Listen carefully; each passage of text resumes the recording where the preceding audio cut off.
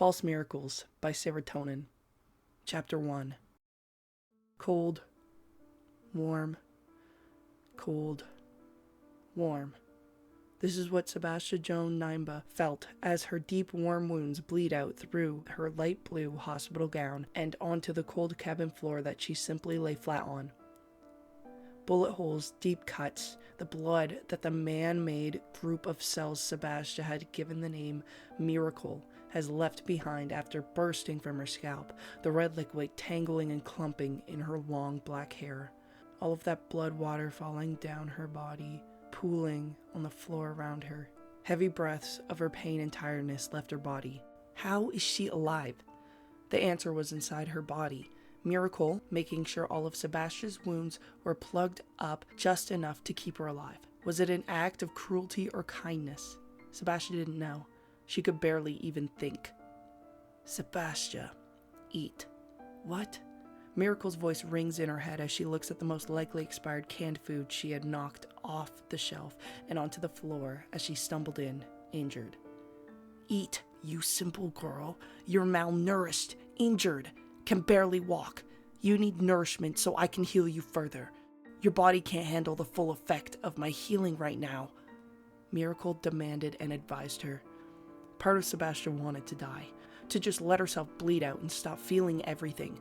The other part was determined to get this man-made horror out of her, determined to get back to her friends and family that she hasn't seen for months, determined to live. Sebastian takes deep, pained and shaky breaths as she drags herself by her hands scraping on the wooden floor. She screams out as agonizing pain shoots through almost her whole body, save for the pitch black parts of her arms and legs. Although she couldn't feel pain in those areas, she also currently couldn't stand from her injuries. The weight of her wounded torso on her bullet hole-filled thighs and knees. She keeps screaming in agony as blood trails behind her like a red bridal veil on the floor. She finally reaches a can and using a shaky, blooded, pitch-black hand, she grabs and opens it. It takes all of her strength. Helpless and in agony, she drinks the cold French onion soup straight from the can, most of it spilling onto the ground as it leaks out of her mouth. Please, Sebastian says out loud, talking to no one in particular, almost praying for the pain to stop. It's not enough, Miracle tells her, its feminine voice ringing in her head. Please. She begged again, barely thinking. You need more. Please! Sebastian screams in agony, her screams ringing through the air in the cabin as well as through the suffocating thick forest she found herself in. The woman's screams wouldn't fall on deaf ears. Footsteps. The next thing Sebastian heard, she goes silent, keeping her mouth shut, keeping her shaky breaths inside, her whole filled body acting like a cage as she shook. Getting closer. That's all she could think. Can't stand, can't fight. No more blood to use. Sebastian watched helplessly as the wooden door to the cabin opened. In the doorway was the figure of a man. Sebastian's shaky breaths escape her. This can't be happening. They've come to bring her back. The man speaks. You're a really loud screamer. She looks at him, brown hair, barred muzzle like a mask covering his face, orange goggles covering his eyes. Worst of all, 2 hatchets at his belt. No.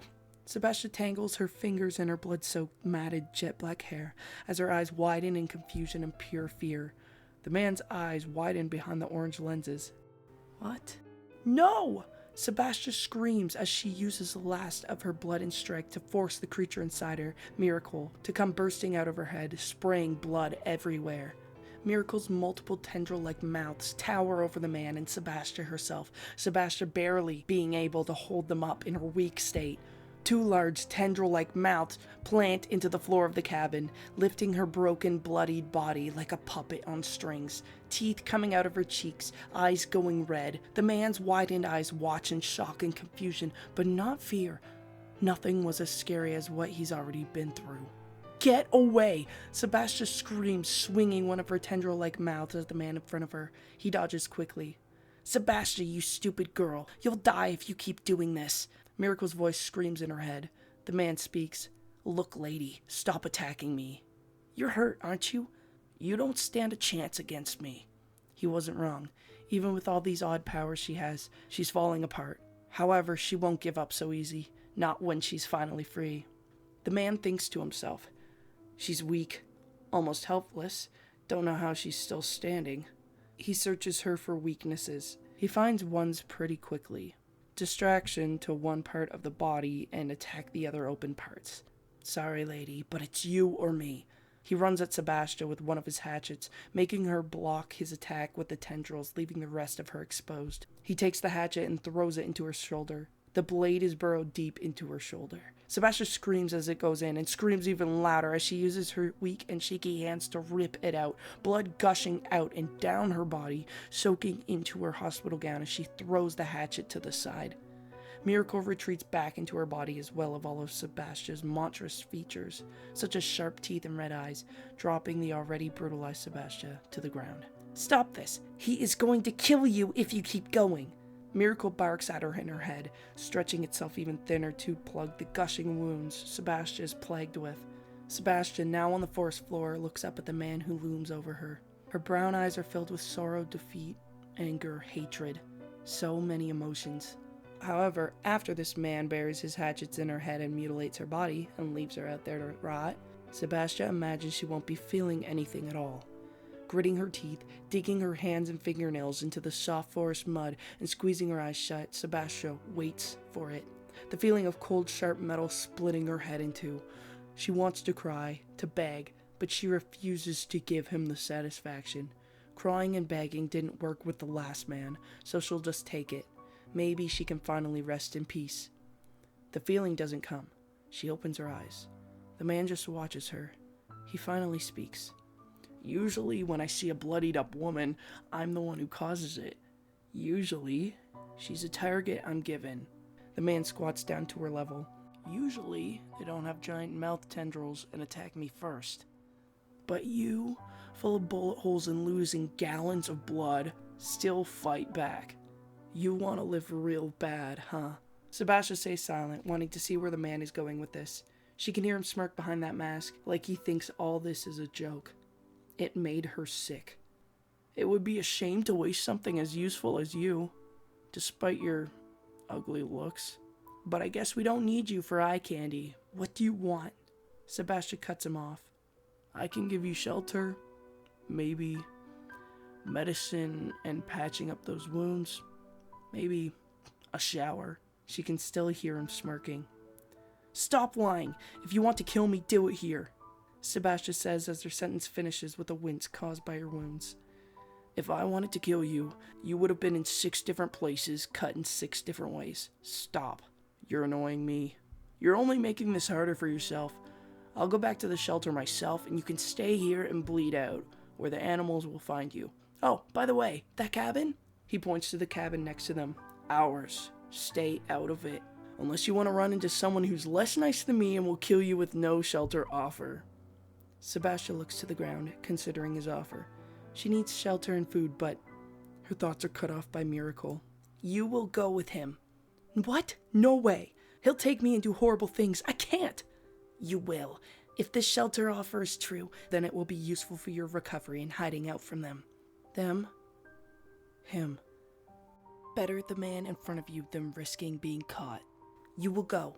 Your body is also mine. I will keep you safe. You done staring at the ground?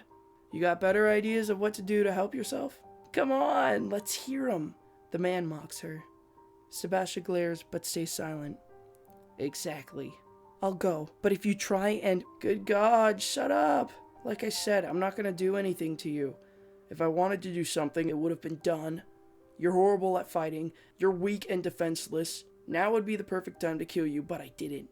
You're not gonna keep annoying me with this shit. That's the last time I'll say it, so follow me or stay here. Sebastian looks down at her mangled legs, knowing she can't walk. You need help? He reaches for her and she flinches away. I don't bite. Sebastian hears his sarcastic tone. You only throw hatchets. Makes me feel so much better. Sebastian grows 2 tendril mouths out of her head, holding back a scream, blood running down her body.